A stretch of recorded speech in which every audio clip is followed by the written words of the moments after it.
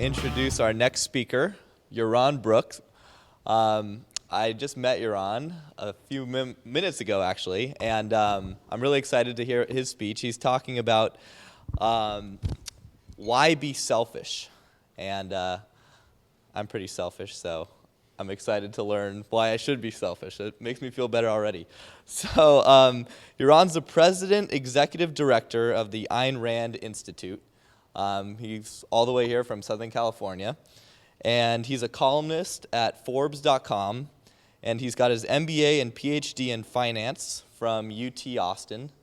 Also, he's an award-winning finance professor, and he's a first sergeant, or was a first sergeant, in the Israeli military intelligence. So not only is he smart, but he could probably take you down. So I'd like to welcome Yaron. Thank you.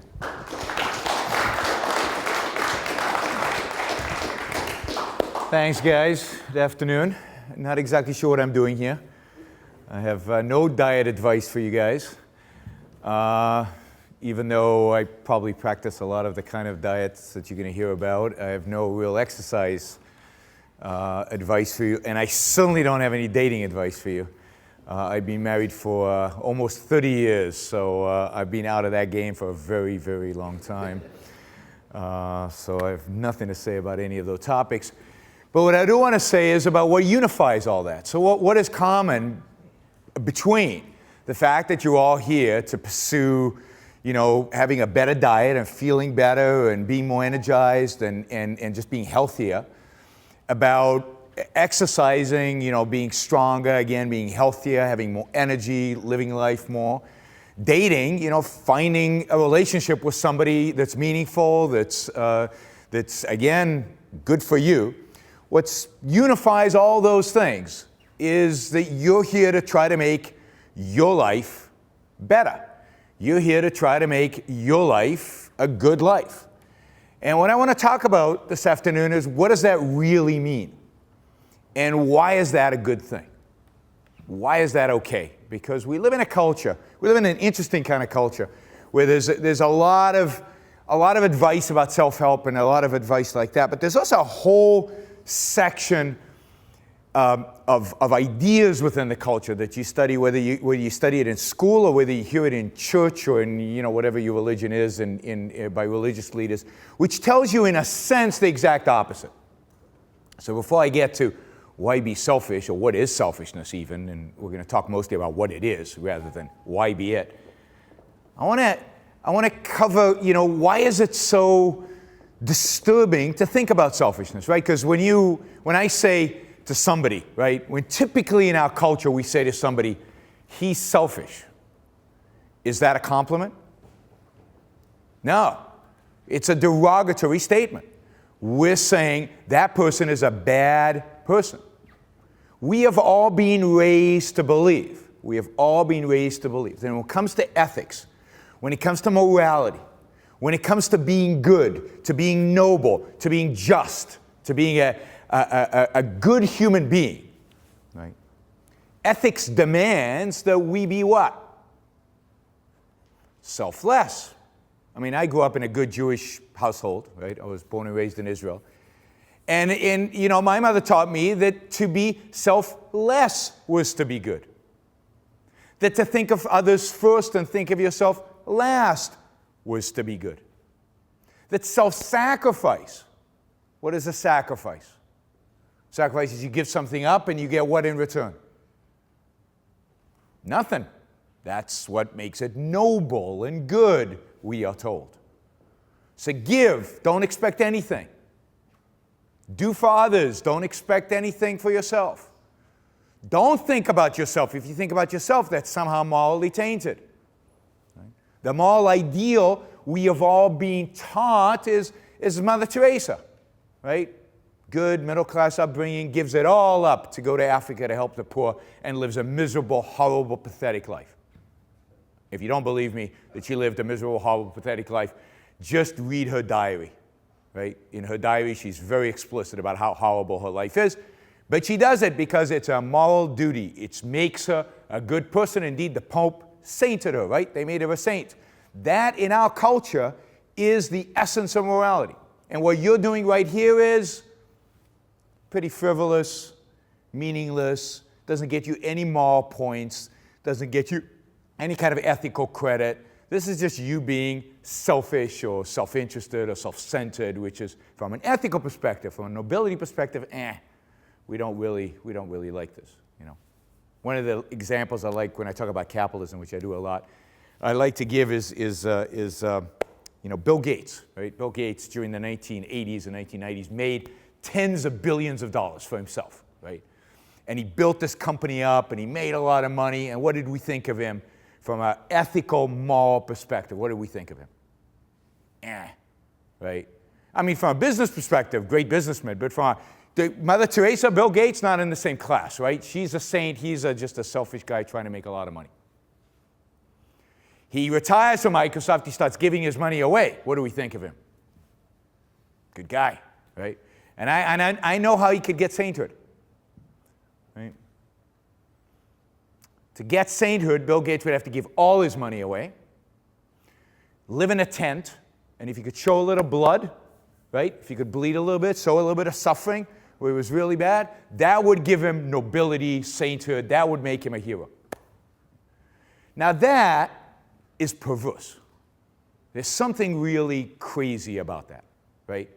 Creating wealth, Giving it away, yeah. Giving it all away, absolutely sainthood.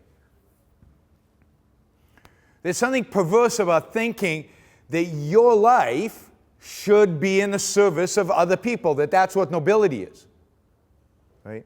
And that your pursuits of your own self-fulfillment, of your own, health and wealth and so on, is somehow tainted. And you're all young, so you're all kind of focused on making yourself better. But in the culture we live in, as you grow older, you will start feeling like, what have I done with my life? Right? All I've done is pursue money and good body and, my relationship and my happiness and stuff like that. There has to be something more, right? There's Mother Teresa over here telling me that that's what I really should be doing if I want to be counted as a good person. And what does that create when you've got a moral ideal up here and you're living a different life? What tension does that create? What do we call the emotion that creates? You know you should be doing this, but you're not doing it. You're doing something else. Starts with a G. Guilt. And you'll notice older people, my age and older, right? They're not quite pursuing their life like you might be right now. They're not quite taking their life as seriously. They're torn from within. They're not very happy generally. And they're torn by this notion that they need to do something else, that there's something that they missed in life because their mother taught them that they should be selfless, and they haven't been. Right? Most of us, I'll get in a moment to why I don't think most people are selfish either. But most people are not altruistic. Most people don't self-sacrifice. Most people don't think of others first. Most people don't think. But when we go to the mall, we'll get to thinking in a minute. When we go to the mall to buy stuff, when we go to work to do stuff, we're trying to, emotionally or in some way, we're trying to make our lives kind of better. It's not consistent with this morality of selflessness, of self-sacrifice, of anti-selfishness. So people, as they grow up, are torn by a feeling of guilt. And I'm here to try to prevent you from doing that, right? Guilt, unearned guilt, which this is a horrible, horrible thing and unjustified and wrong. So I want to challenge this whole notion that morality is about selflessness. I want to challenge the whole notion that your life somehow belongs to other people, belongs to society, belongs to your neighbor, that you should love your neighbor like yourself, or that you are your brother's keeper, to use a little bit of biblical terms, right? Because I think that the best way to challenge that is to ask one very simple question that nobody ever asks. And that is, why? Why should I be selfless? Why should I live for other people? Why is morality that? Why is that making me good? And there's no answer to the why. I mean, you ask your priest sometime, Ask your philosophy, whatever, professor at university, or ask your mother, why? And the answer is always, because some authority said so. Your mother said so, the priest said so, the philosopher said so, but somebody said so. There's no actually logical reason for why your life is not yours, why your life somehow has been mortgaged to some other cause, which is what a morality that says that you have to sacrifice implies. Right? Your life belongs to somebody else. When you make decisions, you have to think of other people first. Why? No answer.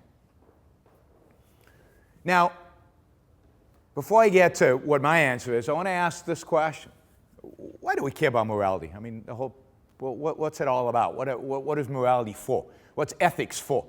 Why do we care about any of these issues at all? And I'm sure in many of your minds are going, I don't, right?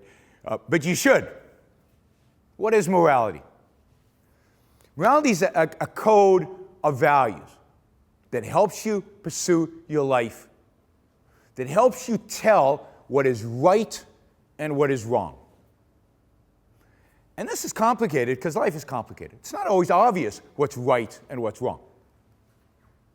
And I would argue that, life is an immense complexity with lots and lots of choices and lots of paths that you can take. And what you need in life, generally, I mean, this is true of science, this is true of every field in human endeavor, what you need is some principles to help you deal with the complexity that's involved. To come up to every decision in life and say, I'm going to start from scratch, accumulating all the data I need to figure out, should I lie or shouldn't I lie, right? Is lying good for me or lying bad for me? And every concrete situation, redo that experiment is very, very difficult. Whereas if I can prove to you that lying is not good ever, because it's immoral and ultimately I'll show you it hurts you, it's bad for you, then you don't have to think about it every time. You just know you don't lie, and that's simple. That's called a principle. It's always going to be there, and it's always going to help you. So every fork in the road you reach, you know which way to go. Now, not everyone. We're talking about big questions, big principles. So morality is, if you will, a map to life. It's the principles that guide you in pursuing your life.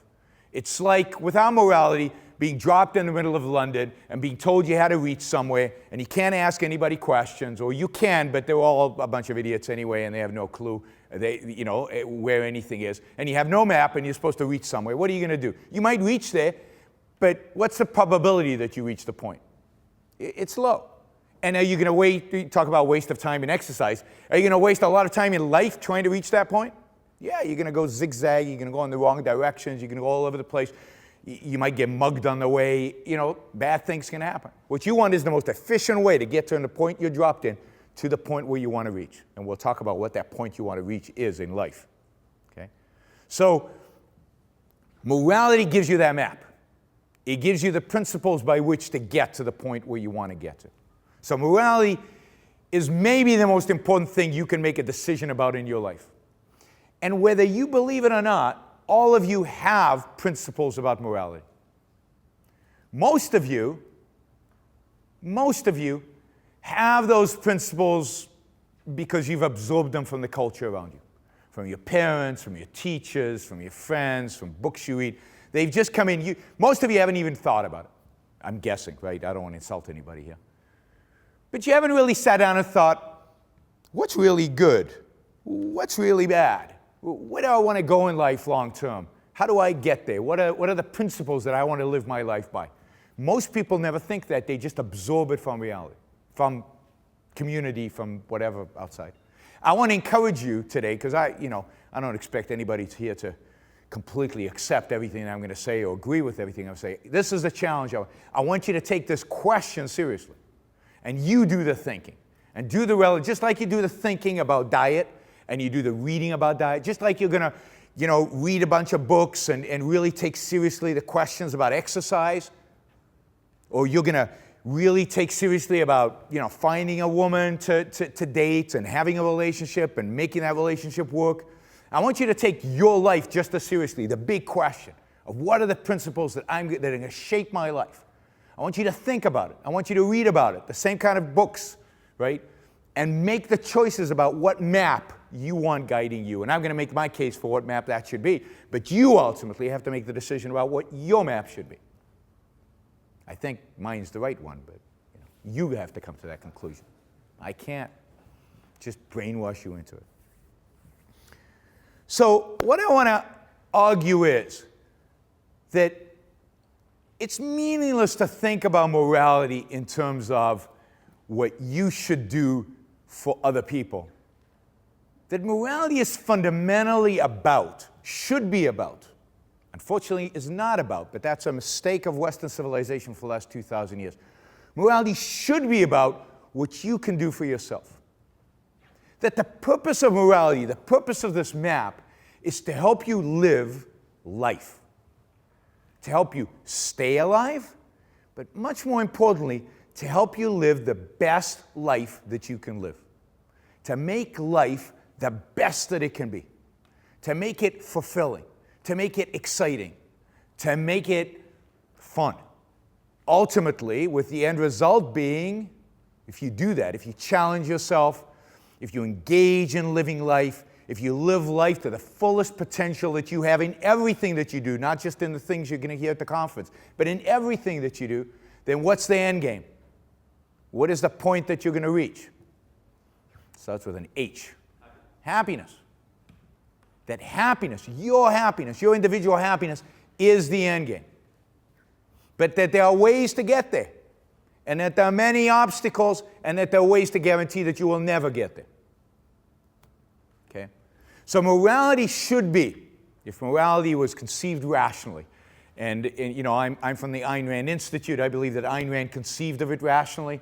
She comes from a tradition which goes back to Aristotle of thinking about these ideas with the purpose of this happiness, of this purpose of living life to the fullest. So if morality was conceived properly, it would be a science that studied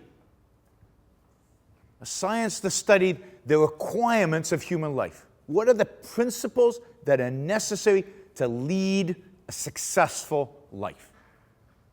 That's what morality is about. But whose life? Your life. Each one of yours. Because it's meaningless to talk about morality outside of your life. What does it mean? So, in that sense, Rand's morality, and I believe all morality ultimately should be, selfish. It's about the self.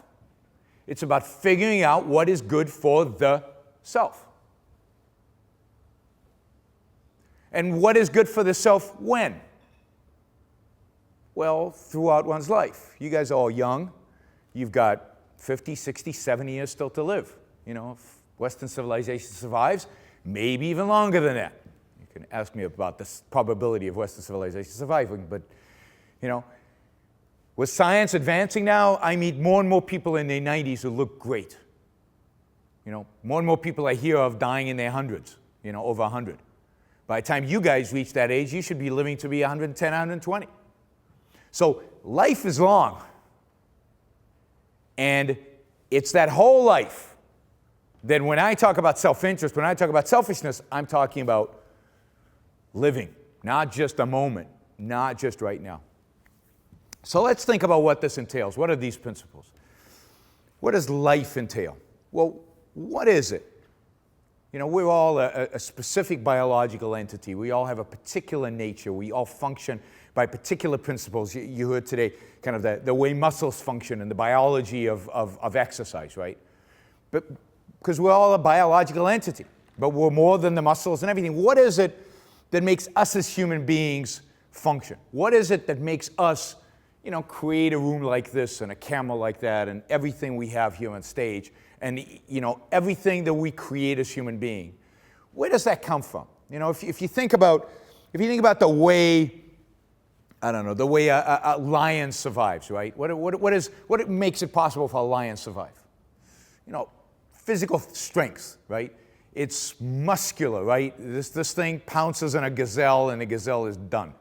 Massive jaws that can lock into that gazelle and just chew it up. But if you look around the room, right, as fit as you guys are, none of you are a lion, right? We, as human beings, are pretty pathetic animals, right? We're weak, as strong as you are. You go up against a saber-toothed tiger, you ain't surviving, right? We're slow. We have no fangs. We have no huge jaws to bite into an animal and kill it. What is it that makes us able to survive? What is it that is uniquely human that makes it possible not just to survive, right? I mean, we've thrived. We're the lions. They're still doing the same stuff they did 5,000 years ago, right? We live in places like this, right? What's the difference? What's uniquely human that makes it possible for us to do that in spite of our physical weakness, to still succeed so well? Our brain. What is it about our brain? Because they have a brain. Is it intelligence? It's intelligence, but it's our ability to reason. It's our ability to think rationally. It's our ability to look out into reality and not just accept the senses, right? Accept the data and automatically respond like an animal does. It's our ability to get the data and analyze it and think about it and generate something new from it. It's our ability to absorb lots of information and integrate it and then go out into our environment and change our environment. You see, the gazelle or the lion are stuck. They can never change, and they can never change their environment. They are what they are. They function automatically, just like your computer. Inputs in, and it's an automatic response. We have free will. We have the ability to actually engage with the world around us, to understand it, to figure it out, and to change it. The lion can't change his environment. He's going to be doing the same stuff 5,000 years from now as he did 5,000 years ago. You know, he might change genetically through evolution, but not. We build homes, right? So, I mean, I don't know about you guys, but I do not have a gene that automatically would let me know how to build a home, right? Initially, human beings probably lived in caves and in trees like animals. And then one genius one day said, you know, if we put some bricks together, or maybe it was mud, or maybe it was straw, who knows, I can create this thing that we can live inside. And then other geniuses made it better and better and better, and today we live in these magnificent skyscrapers and magnificent homes and buildings that a lot of thought, rational thought, had to go into. And by definition, what we did was change the environment in which we live. We're not just dependent on a cave which we have to share with a saber-toothed tiger or a bear or something. We can now go and build a house wherever we want to live under our terms and under our conditions, including, for example, one of the greatest inventions in human history, air conditioning, right, which makes much of the world habitable, whereas before it wasn't, or shouldn't have been. It was, I guess, but it shouldn't have been habitable. So it's our mind that makes that possible. We don't have a gene that lets us know automatically how to hunt like the lion does. I mean, how do you catch a bison? Anybody just instinctually know? No, none of you do. You'd have to think about it. You'd have to develop weapons, have to build tools.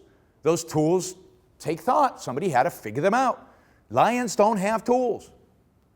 They can't think. You can think. Every value that we have, our ability to communicate, our ability to have relationships, our ability to love, is dependent on our ability to think. Everything at the end of the day, all our values, all the things we live for, figuring out what the right diet is. How do you do that? Do we just know, go out into the forage or just pick whatever? No, it's not obvious, especially in modern times when there's the choices, are unbelievable the amount of choices we have in terms of food, right? What's good for us, what's not good for us? It's not obvious, not obvious. I think we're still confused. I don't think anybody really knows even today what's really good for us and what. But how are we going to discover that? How are we working to discover that? By using our minds, by using science, which is the epitome of rationality. So, for human survival, if you had to name one thing that is required to be successful in life, to be good at life, to achieve the goals that you want to set in life, I'd say it's simple. There's only one principle that you need to know, and that is think. Now, it sounds easy, right? But it's not. How many times in life do we get a sense, we're doing something, and we get a sense that something's wrong? But it's unpleasant. So we say, you know what? I don't want to think about that. Because the conclusion might not be the conclusion that I want to get to. The conclusion might not be one that's pleasant to me. And it's going to require a lot of effort to figure out if it's true or not. Your girlfriend might be cheating on you. You don't know, but some things just not quite right. But if I think about it, I might discover some bad news, and I don't want to go there. I just don't want to go there. Or the cocaine is right there. And you're going to get a really cool high from it. And emotionally, you might be very happy for a little while. But that's not happiness. That's some emotion. What's it going to do to my ability to function over the next 30 years, particularly if I do it repeatedly? Well, the empirical evidence is pretty clear. Not that good for you. But you have to think about it to figure that out. It's not obvious. I'm going to get a high. So it requires stopping a minute and saying, is this really good for me? Not easy. Not if you're in a party with lots of friends and everybody's doing it. So, to be truly selfish, to think about what's good for you, to think about what's good for you in the long term, to live life to the fullest. My biggest piece of advice today is think. This thing that we got between our ears is the most powerful tool for living that we have. It's actually the only tool for living that we have. Everything else is a product of that. Again, your exercise routine is going to come from science, which is going to come from thinking. Your diet routine is going to come from science, which is a product of thinking. Even the dating ideas that you're going to get are going to come from people's experience and then figuring out, because experience itself doesn't teach you anything. You have to think about the experiences in order to learn anything from it.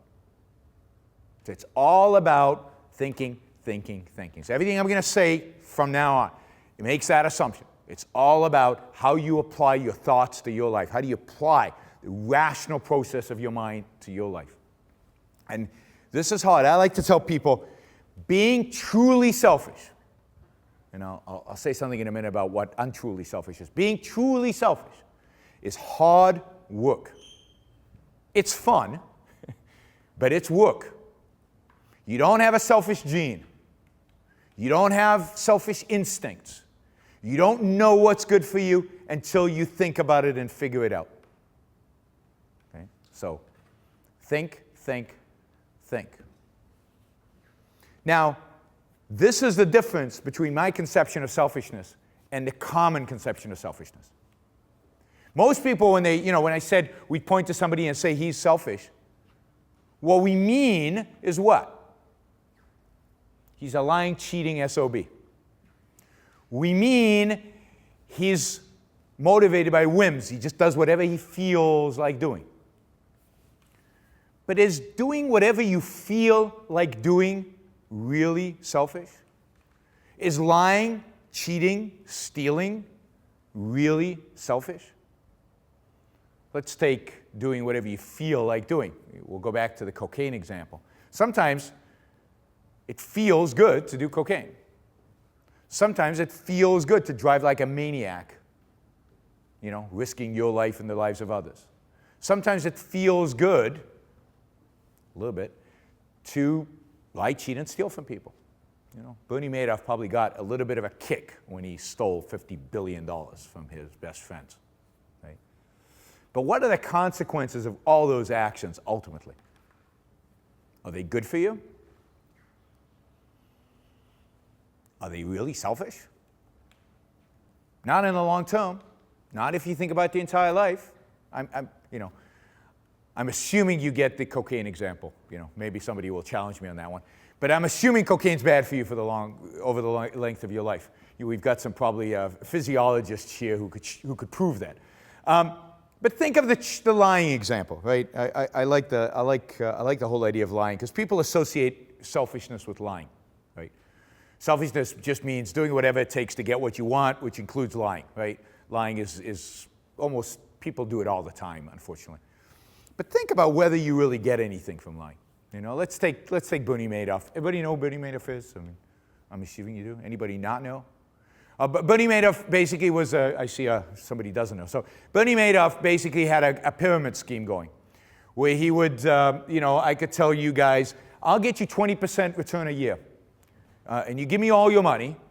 And I don't do anything with the money, or I spend it, or I just stick it in the bank. And then what I do is but you guys want 20%, right? You want the money back. So I go to another group and say, I'll give you 20% a year. And then they give me their money, and I give it to you. And you got your 20%. Now, that group has to be bigger than your group, right? Why is that? Because it has to be your group plus 20%. So how am I gonna pay them back? Well, I'm gonna have to find another group that's even bigger and use their money to pay those guys back. Now, by this point, everybody in the marketplace knows that I can give 20% returns, and everybody's excited to give me their money. And now money's just flooding in, and I can give everybody whatever they want. For a while, right? Until what happens? Until I run out of money, run out of people to con. And then I've promised them a huge amount of return, because now remember, it's grown and grown and grown, and I can't pay them back. Now, Bernie Madoff did this on the largest scale in human history. He basically ended up losing people $50 billion, right? Because I'm also spending some of this money as it's coming in, right? I'm buying nice cars, nice boats, vacation homes, doing all that. This other guy, this Rick, I think it's Rick Stanford, just went to jail for like life for doing a similar thing. So this happens, right? Now, people say Bernie Madoff was selfish. And by the way, Madoff was unique. One of the things unique about him is he actually did this with his best buddies, right? He did this to his friends. Right? Now, Madoff was caught and has gone to jail. What's interesting about the story is the people who turned Madoff in were his sons, who were in the business with him. They called the police, right? The other interesting aspect of it is about a year after he was arrested, exactly a year after he was arrested, one of his sons committed suicide. Nobody in his family talks to him anymore. He's sitting in jail. And as miserable as you'd expect him to be in jail, Bernie Madoff has said that he is happier in jail than he was before he was caught. Because cheating people sucks. It destroys you. It destroys your soul. It destroys your ability to function in the world. Why?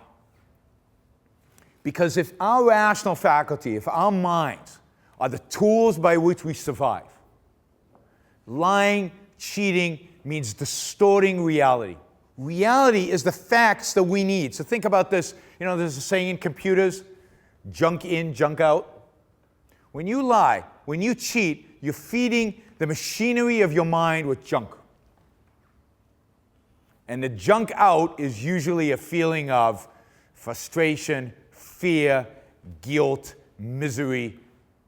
Nobody that I know who is a regular liar or cheater has any iota of happiness in their life. They are miserable human beings. The key to happiness is staying connected to reality, is making the machine that makes it possible for you to achieve what you do as efficient and as productive as possible.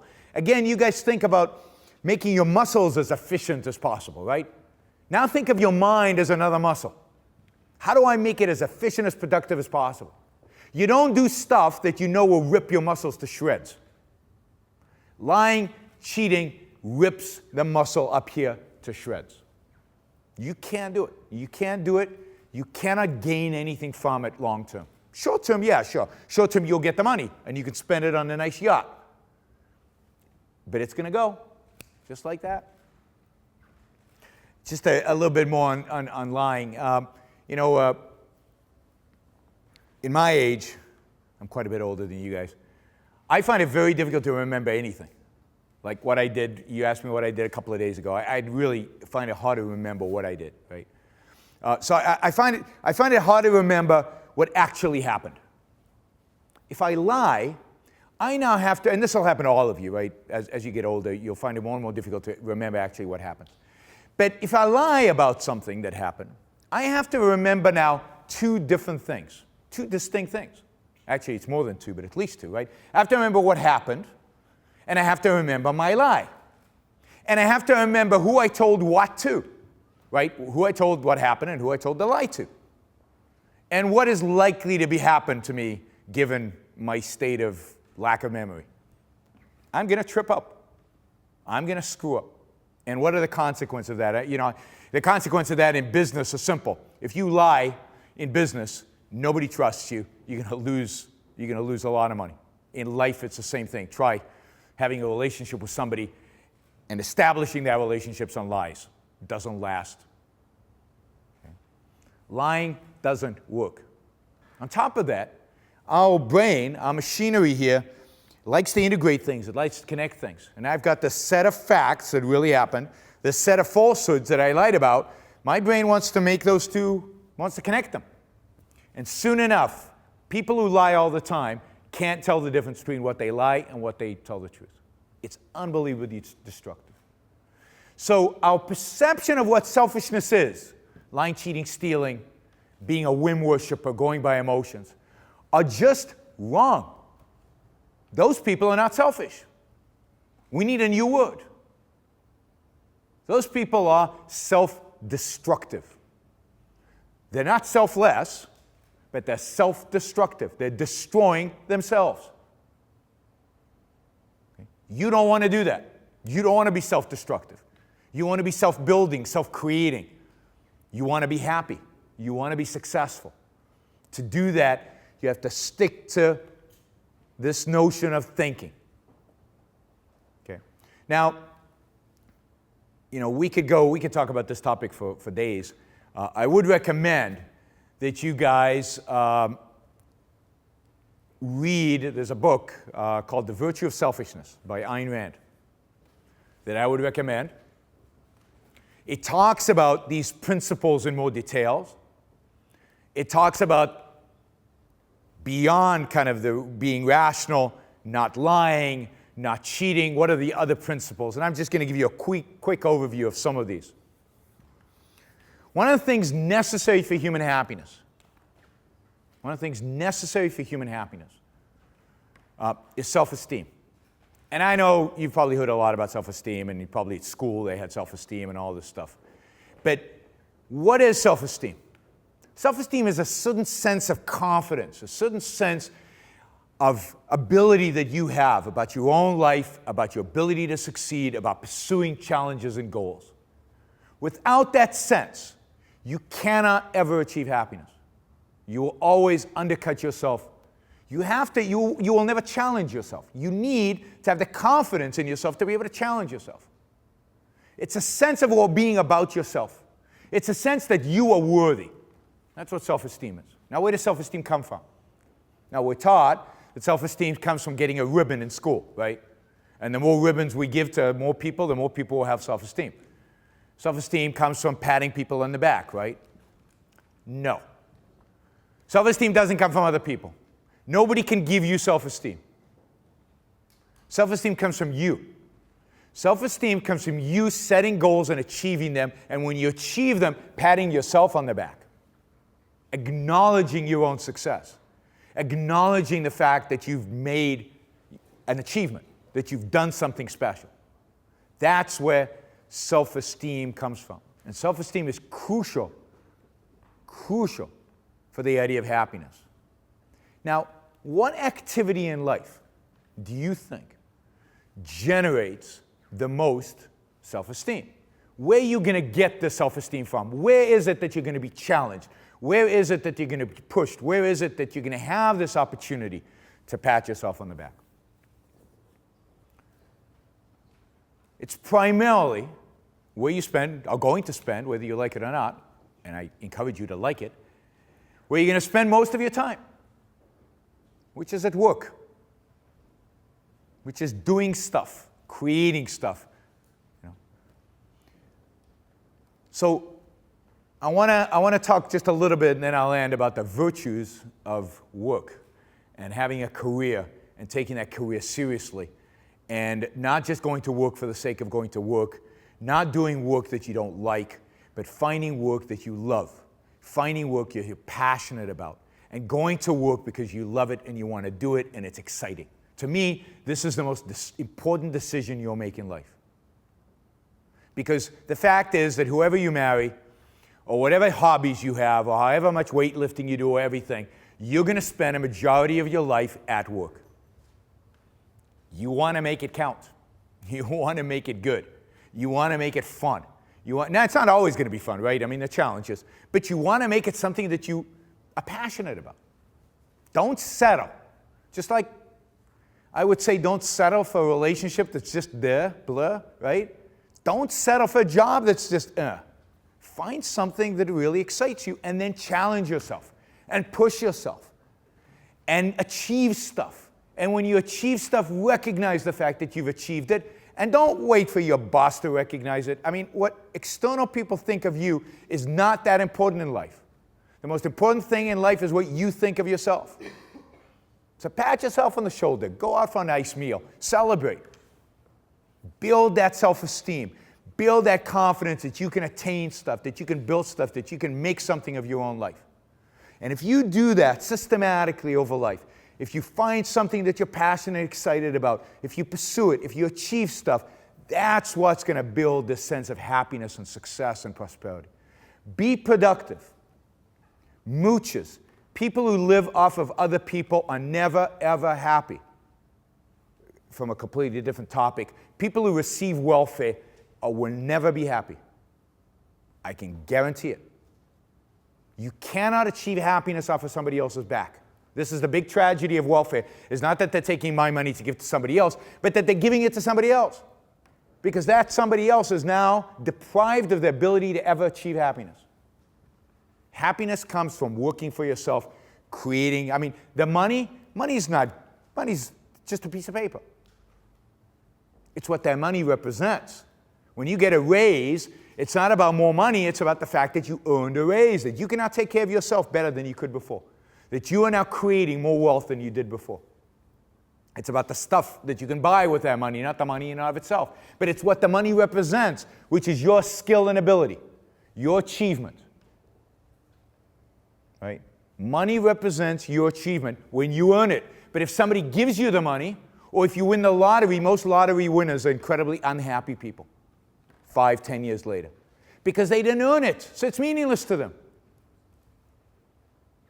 You think that it's the yacht that's going to make you happy. No.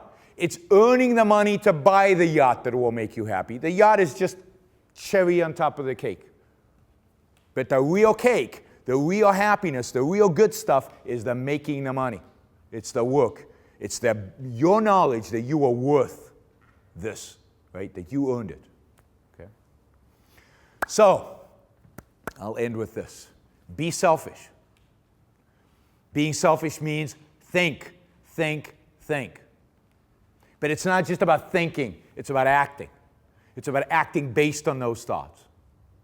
And the most important activity that you will engage in your life is your work. Do it with passion, do it with fun, and recognize it when you achieve stuff. The most important thing you can do in life is to pursue happiness. Pursue it with passion and with relish. Thank you all.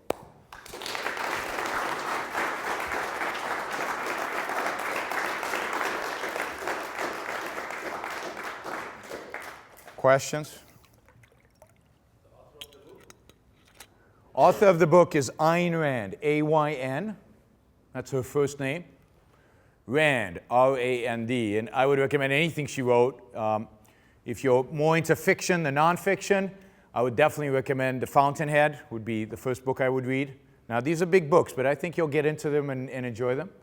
And Atlas Shrugged is the second book. But the other books, The Virtue of Selfishness, Capitalism, the Unknown Ideal, these are nonfiction essays, which are incredibly enlightening. I have the mic, so I'm going to ask the first question. Go for it.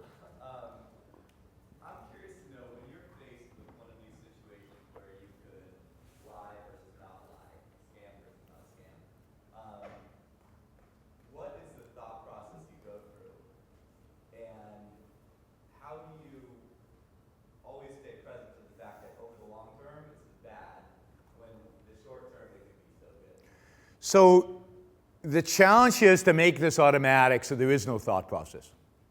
That is, to me, lying is not an option. It's not an option. It's like you saying, here's some chocolate-flavored cyanide, right? You're going to get a huge thrill from the chocolate, but you'll die in 5 minutes. I mean, you'd never even think about it, right? It's automatically no. So if you get to the point, and this is what you have to do, automatize it and think about it and convince yourself of it. If you can convince yourself that lying is cyanide, if your purpose in life is to be happy, if you're taking that idea seriously, if you're going to engage with that notion, then you need to get to the point where you're convinced. And this is, you talked about integrity before, but integrity is a huge virtue. And this is the point, is if you can get to the point where you're convinced that lying is poison, and that sticking to it is important, then it becomes automatic. Then you don't think about it. The whole point of principles is not to have to rethink it, because it's complicated, right? Let me stop right now. I'll tell you what I think in a minute, because I have to figure out if I'm going to lie or not. I mean, even, and if you rely on, like, your emotions, right? Because sometimes telling the truth, and I'm not saying tell the truth, you have to tell people exactly what you think. That's not, saying everything is not equivalent to not lying, right? Not lying is a negative. But I was going somewhere with this. Oh, your emotions. Sometimes it's just easier, right? Emotionally, it would feel like it's easier, like it's unpleasant to tell somebody the truth. They've asked you something and you have to tell them the truth. But if you have automatized this notion that it's poison, you just don't do it. You just don't lie. And look, the real virtue here is not about lying. The real virtue is about being honest. And what honesty means is staying true to the facts. This is about keeping the machinery healthy, right? It's being true to the facts and always being true to the facts. So automatize it, practice it, but think about it. The most underrated thing in the world is thinking, is figuring stuff out. It's like, and I think that's true of all these things, which you talked about integrity before. The more you ultimately convince yourself that exercising every day or twice a week is crucial, the easier it'll become to do it, because it's life, right? This is what's required, and it's good for me. So it's easy. But if you're, if you don't think about it and you're going by emotion, it's too much effort to go to the gym today. I feel like, then you have to rethink about it, and it's just too hard. But if you make it an automatized thing, this is something my life requires, and to me to be happy, I need to do this, then again, then you stick to those virtues because it's part of your integrity. It's part of who you are.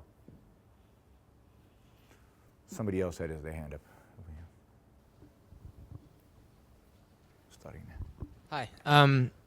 I was wondering, about varying degrees of honesty, because obviously you can tell someone the truth, but to a varying degree. Do you have to tell them certain parts of the truth, or would you just advocate just everything? No, I don't advocate just everything. I mean, I think you have to know the context in which you're speaking, what the purpose is. This is the point. I don't think you should ever get a value from somebody under a false pretense. Now, there are a lot of circumstances where you're not really getting a value out of them. It doesn't really matter one way or another. So you don't owe anybody. If somebody comes up to you and says, how you doing today? I mean, they're not really asking you for the whole medical history and what you ate this morning and everything, right? There's a context. And even there, if you barely know them and you're not feeling well, but you don't have to tell them you're not feeling well. But you're not getting anything out of them because you're not telling them the complete truth. But if they're about to give you something because XYZ is happening, you can't pretend that XYZ is happening when it's not. So think of it, you don't want to receive stuff. It goes back to the idea of earning. You want to make sure that the values you get from people in your relationships with them are earned. You've earned them. You're not faking, you're not cheating, you're not lying in order to get something. And remember, people play games, right?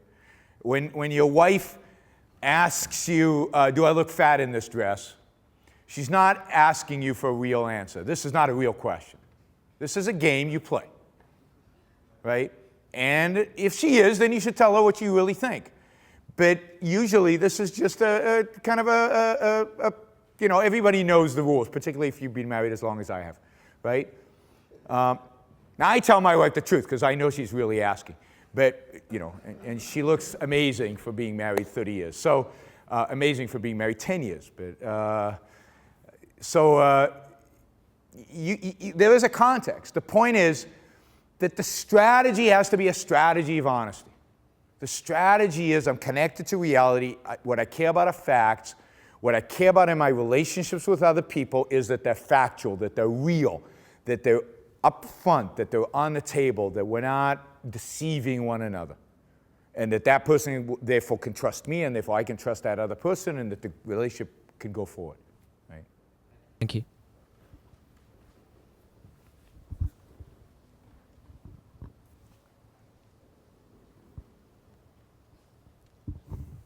Hi, I couldn't resist asking the obvious question.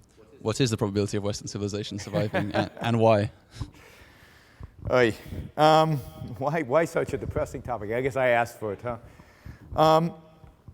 Well, I mean, you can be optimistic, is my view. It's a mistake to be optimistic because the world around us is financially, economically, culturally, morally crumbling. You know, I don't think it has to crumble. I don't think it's inevitable. But I think, you know, the risks that are out there in the world are tremendous. They're not marginal. What's happening right now in Europe is not trivial. I mean, again, you guys are young. You tend to view the world as only with opportunities, and I don't want to destroy that because I think that's wonderful, right? But if you look around the world today from an economic perspective, from the perspective of opportunities for jobs and entrepreneurship and everything, they are being decimated, those opportunities. Now, I'll tell you why I think, but I don't have time to prove the whole thing. I think it has to do with statism. It has to do with the growth of government. It has to do with the fact that we live in societies where the government wants to dictate how we live, what we should do, how we should do it, when we should do it. To start a business in the world today is becoming more and more and more difficult. To be an entrepreneur is becoming more and more and more difficult. To make money is becoming more and more and more difficult. To live. You know, in New York City, they now want to tell us how big our drinks should be, you know, how much sugar we should have in our drinks. And now, I'm against sugar. I don't like sugar. And you'll probably hear some lectures about diet, that sugar is bad for you. But it's none of their business. None of anybody's business how much sugar I consume. We want to socialize everything. We want to regulate everything. We want to control everything. And bring it back to what I was talking about. Think of it this way. I believe in self-interest. I believe that each one of us is capable of pursuing our own happiness. I believe you're all rational. Each one of you is rational. I can't decide anything for you. I can't choose values for you. You have to make those choices for yourself. Each one of your life is precious to you and should be precious to everybody else, but it's your life to live as you see fit.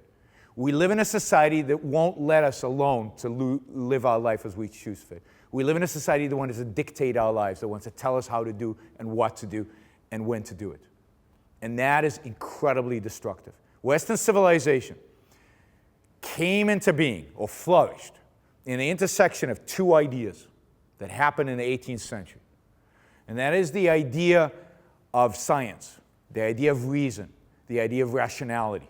This is the scientific revolution coming out of Newton and all those scientists in the 17th and 18th century.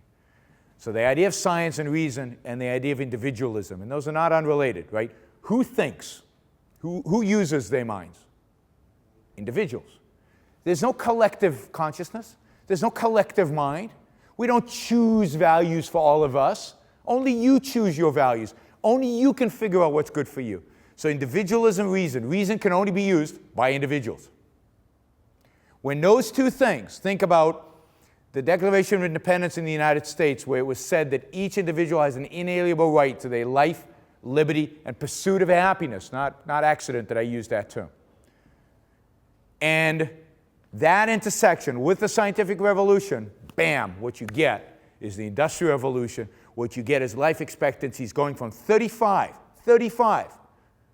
I'd be dead. Most of you are entering the last few, decade of your life, right? That was life only 200 years ago. Human beings have been living for 10,000 years, 20,000 years, 100,000 years. I don't know the science of this, right? 35 years was the life expectancy for much of that history. And only the last 200 years have we gone from 35 years to 80, for you guys, maybe 100. That is a consequence of capitalism, of individualism, and of science. And science is under attack. It's under attack philosophically, and it's under attack by government funding, because government now decides what's good science and what's bad science. Capitalism is under attack. Capitalism doesn't exist anymore. We all live in various socialist countries to various degrees. And individualism is under attack. We all believe that we should live for the group in some group sense, right? In some sense. Everybody has their own group they want to sacrifice for, right? And selfishness is considered an evil and bad thing. So the probability of us reversing all those trends and getting things back on the right track and fixing all our economies and fixing our cultures and fixing our lives is not zero, but it's not 90% either. I think it's low, but you know what? You only live once, and if you don't fight for your own life, what are you going to do? What, roll over and play dead? This is about fighting for life. This is about enjoying it and finding whatever the best life that you can live given the circumstances. My life is dedicated for fighting the fight. I want to save Western civilization. That's my goal in life. I spend many, this is my passion. I enjoy my work. Whether I'm successful or not, who knows? But yeah, just look at Greece, project 20 years in the future, that's America. If nothing changes. I mean, that's just the numbers. I'm a finance guy, right? Just the numbers. America is going to have as much debt as Greece, and as an awful a situation economically as Greece has right now in 20 years, unless something changes.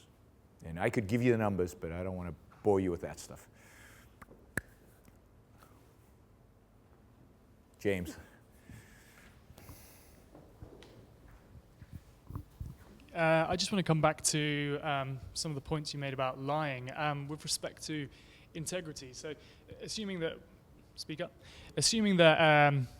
integrity is obviously the consistent application of your virtues in pursuit of your values, and you spoke about kind of automatizing that process. I'm a big believer that we can kind of recondition ourselves to automatically pursue these things and achieve these things and affect our emotions. But what would you say should be someone's response to themselves if without the intention they accidentally were inconsistent in their application of that or their pursuit of that?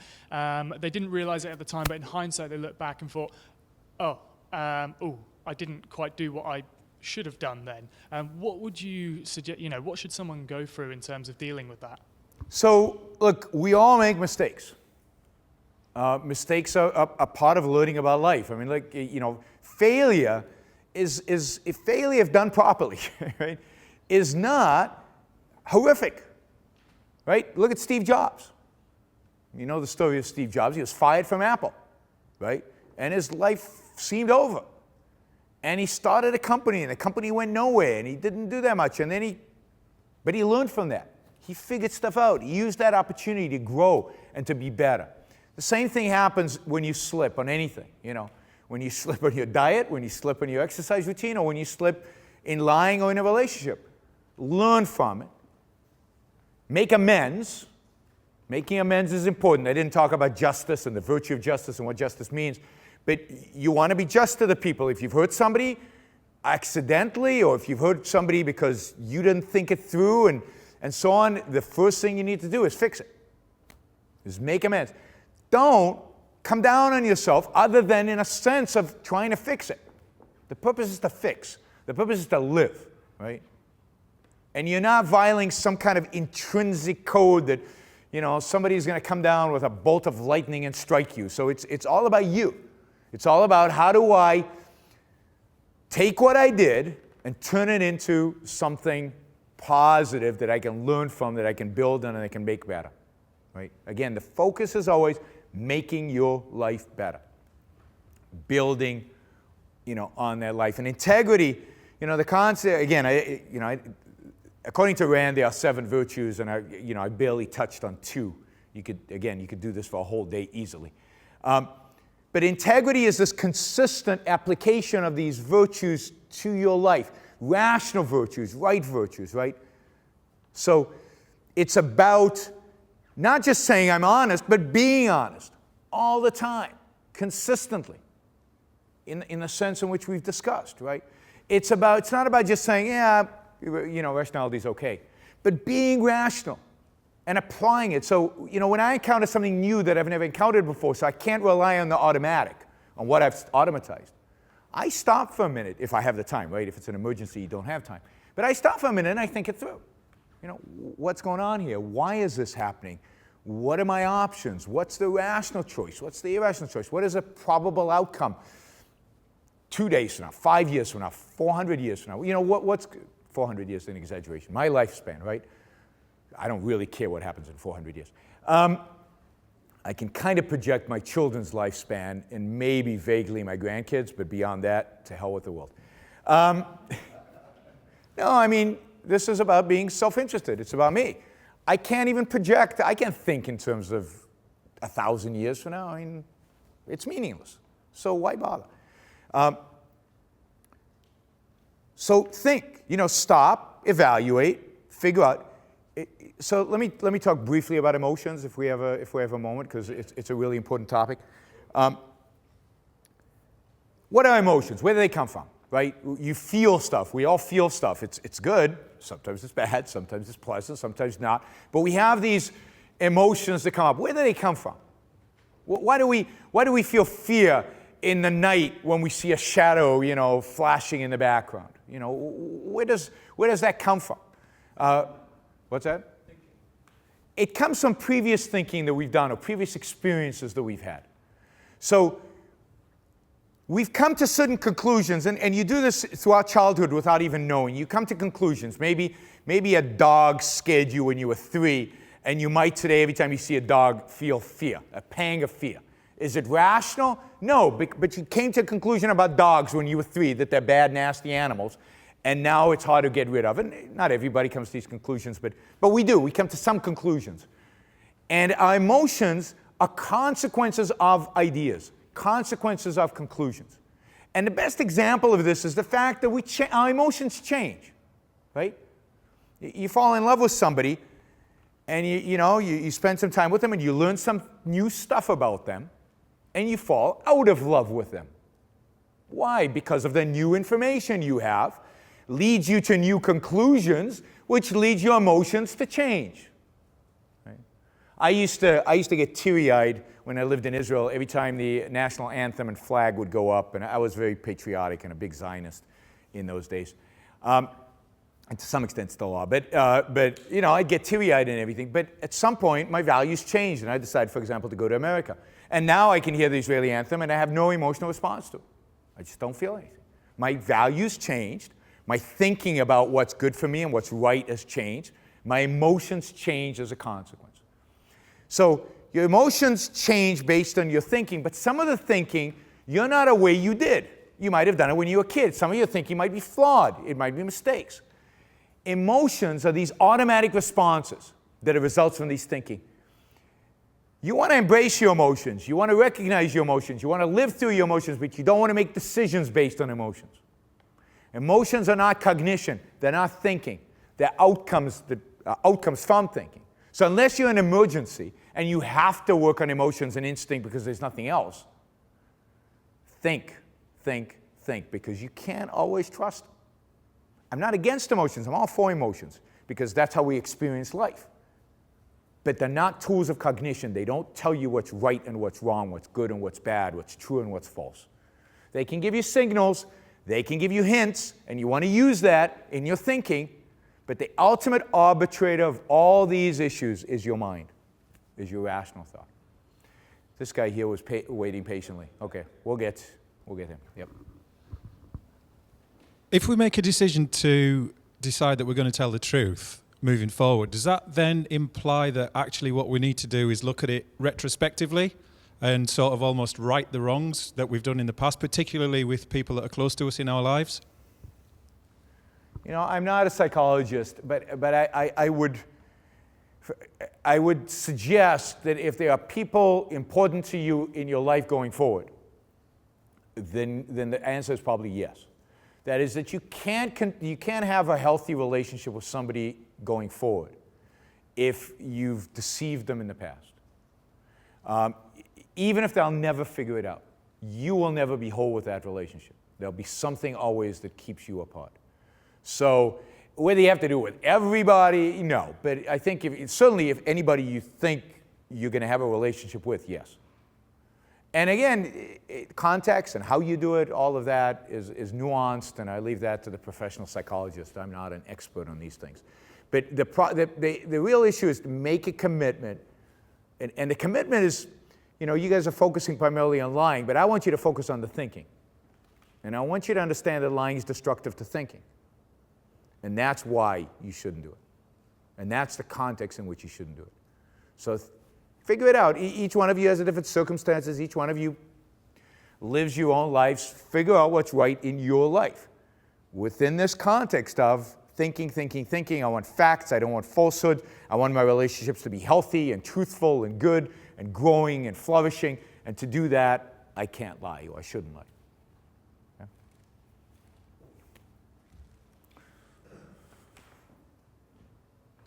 Hi. I've been reading some books on happiness and self-confidence, and you also mentioned those two concepts quite a lot in your talk.